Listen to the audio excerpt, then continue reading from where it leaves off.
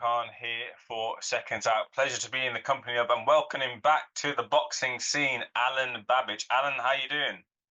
Oh, thank you very much. So nice to be back, brother. I didn't spoke to you in a while. It was crazy time. I'm still getting over it, and I'm good. I'm back training, making plans. Everything is falling in. What has happened since we last saw you in the ring? What has happened outside the ring in your life? Well, listen. After that last fight, my life kind of split. My personal life was great. I got a baby girl and we were just blessed. Everything is good. She's healthy, she's strong, and everything. And the boxing side of my life was pure hell. So I just kind of split. I didn't know where I am. So on the one hand it was good, the other hand it was hell. So right now I'm able to get back. Can you go into what was the hell? What was going on? What were you going through? Well, it's I had two major defeats in my career, but uh, they weren't really a defeat because I haven't even been in the ring. It's like it's so strange. Many boxers do experience that, but it's very strange feeling.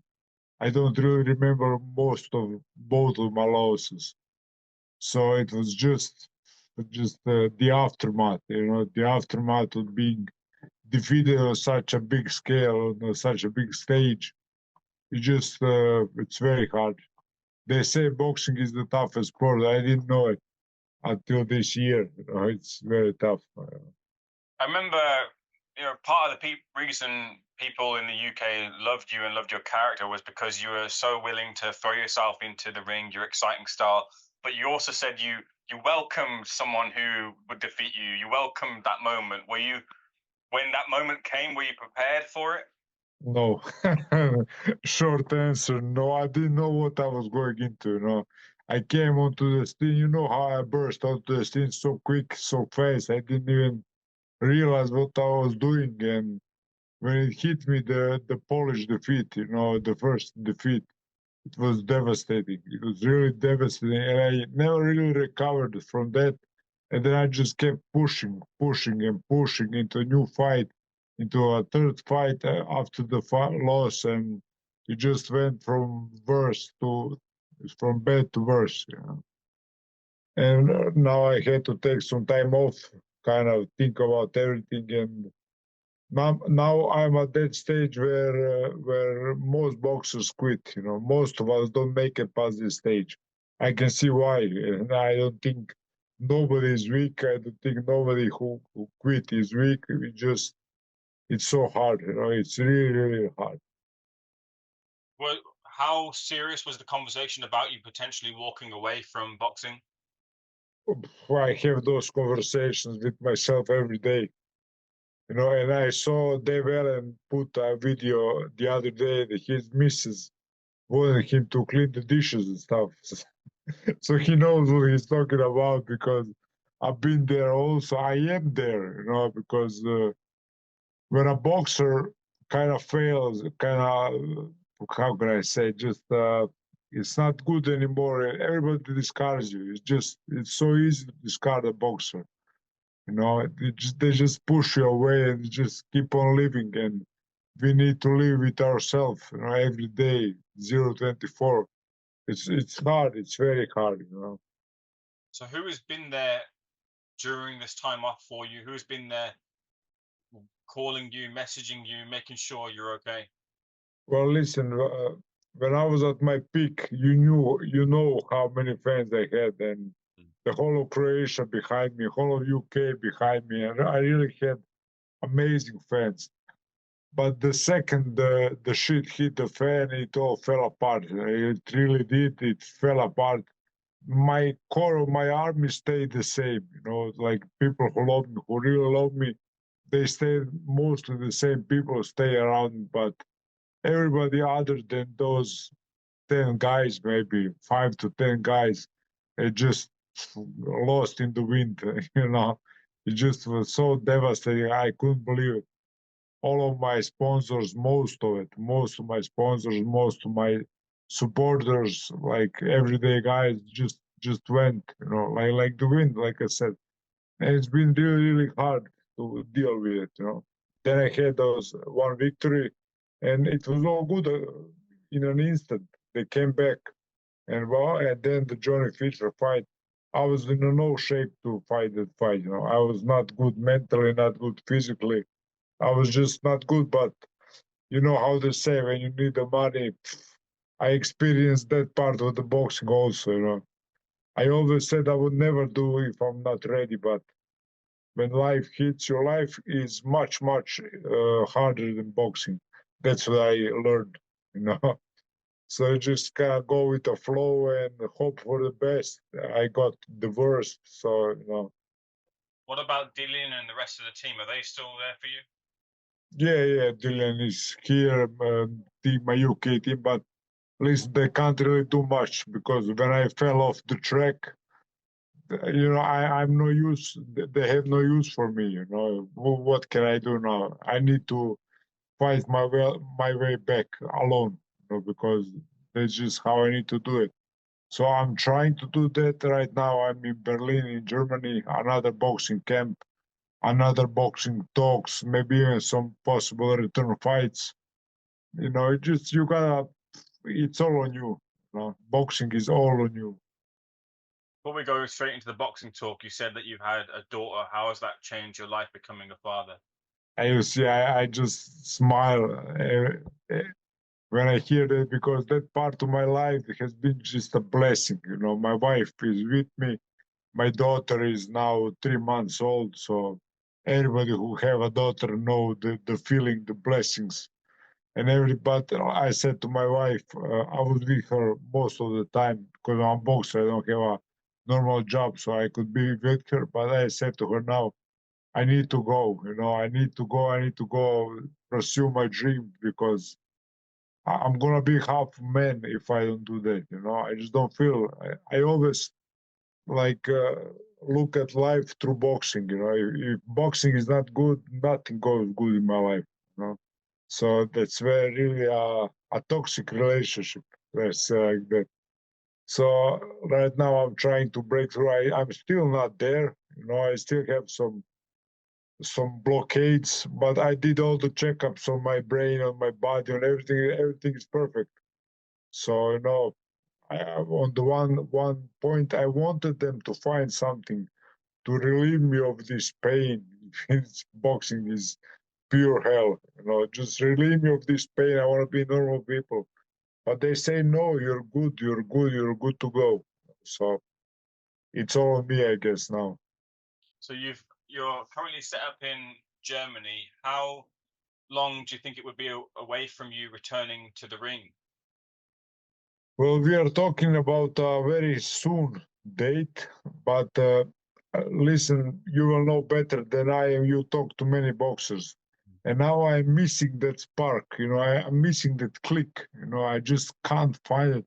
I'm very good physically. I'm amazing. I didn't receive punches to the head almost a year now. I didn't spar, I didn't do nothing. I really recovered well, and I feel good, but I'm just missing that spark. I just don't know what it is. It's like an engine missing the fuel.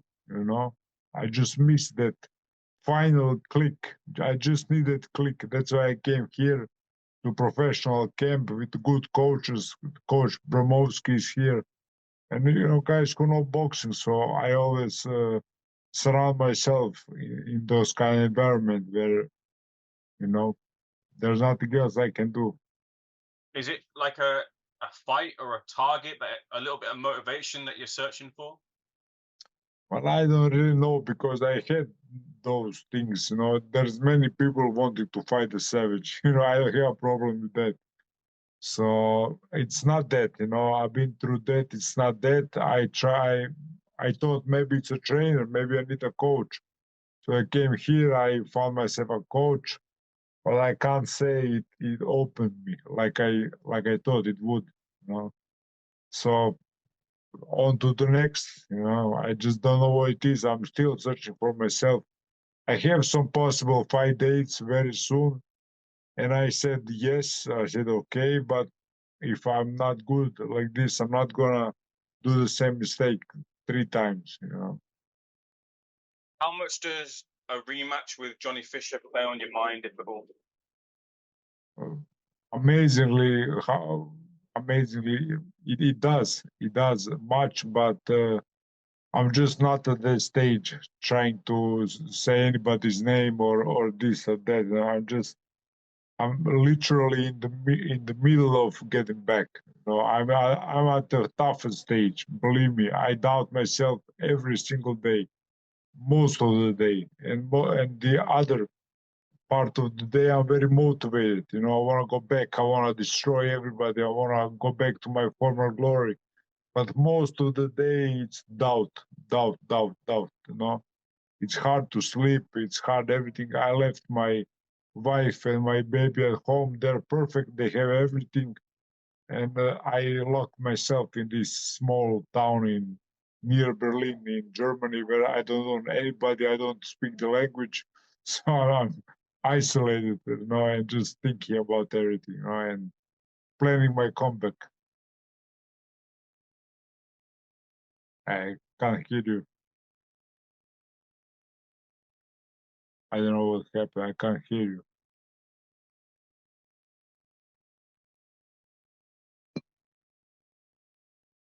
My audio is good, but I can't hear you. Oh yeah, now I hear you. Can you hear me now, yeah? Yes. Have you ever experienced anything like this before? Uh, can't say I haven't, but not in this, not this big, not this long. It's already over the year. No, never experienced nothing like this. I experienced little setbacks and stuff, but I always managed to come back pretty easy, but this is just there's no way back. Whenever I go, I see a blockade, it's just my body just doesn't want to box. I can't explain it enough. It just doesn't want to box. I can do anything, but when it comes to boxing, my body just locks itself. Is any part of it to do with the split you had with your former trainer?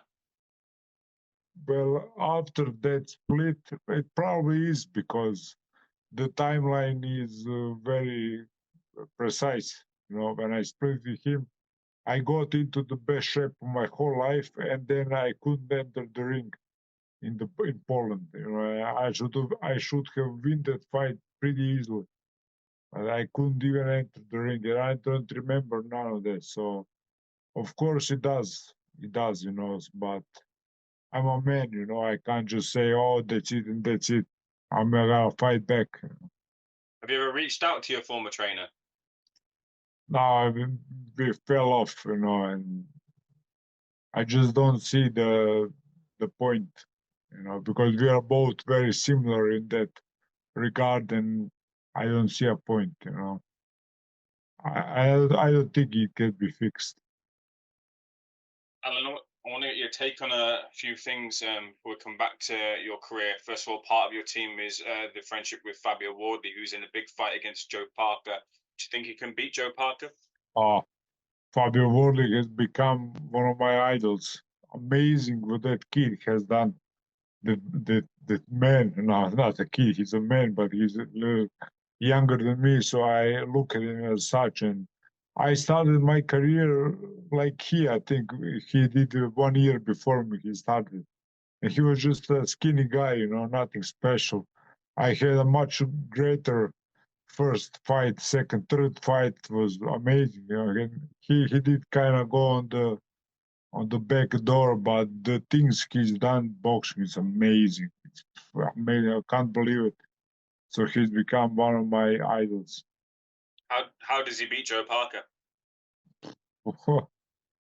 His fights, he can lose every single second, like in his last fight of every single round, and change everything. Nobody knows how. I don't know how. I've been boxing my whole life, but I don't know how he does it. He just have the touch, the punch, the something is very wrong with that guy, on the best possible way for the sport. So I don't know how, but Parker is a very smart guy. I think Parker is the toughest fight for anybody in the world, let alone him, who is not that experienced and stuff. So a very interesting fight, very interesting. But I put my money on Fabio Wardley because few times I said maybe this is too much for him. Few times, not one, and he always breezed through it. And then I said, I'm never gonna put my money against Fabio Wardley. I never did, but I'm never gonna say somebody will beat him. Never again. Dillian was in the ring recently. It wasn't the form of Dillian we expected, and it's since come out that he wasn't in 100% shape for that fight against Moses Itauma. But what do you think for the future of Dillian? Yeah, I think he's on a similar path as me with many more millions than me, of course. But it's tough. It's tough. Dillian knows the dark side of boxing. He's been there for years now. For years. I know how hard it is. I used to say, Dillian, I know how hard it is, but I didn't know what I was talking about. Now I know. And I know what he's going through, and I respect him even more for just taking that fight. And no, it's hard. It's hard. It's hard for myself and for him. So I can't say he's gonna be back 100%, but I do believe he's gonna be back. Just like I believe the Savage will come back. So that's all we have. It's just 5% of the chance. Our chances dropped. Like my chances were 95%. Now they're 5. So I've been there. I've been there, and it's tough, tough sport. What do you think about Moses Itauma? Everyone's heralding him as the next big thing. I think he already proved that. There is not much else he can do. I didn't really think he can do that to Dillian, and I put my money on Dillian. I always will, but he made a statement. He made a statement, and he's a superstar. I think he's a superstar already. And I'm blessed to be living in this era that we have a new Mike Tyson, possibly. It's very privileged. Do you think he's ready for someone like Oleksandr Usyk? Well, I think he's ready for anybody but Usyk. Everybody compares him to the chief, and I don't know if that is smart. I don't think he's ready for Usyk, but anybody other than Usyk, yes, I would say he's ready.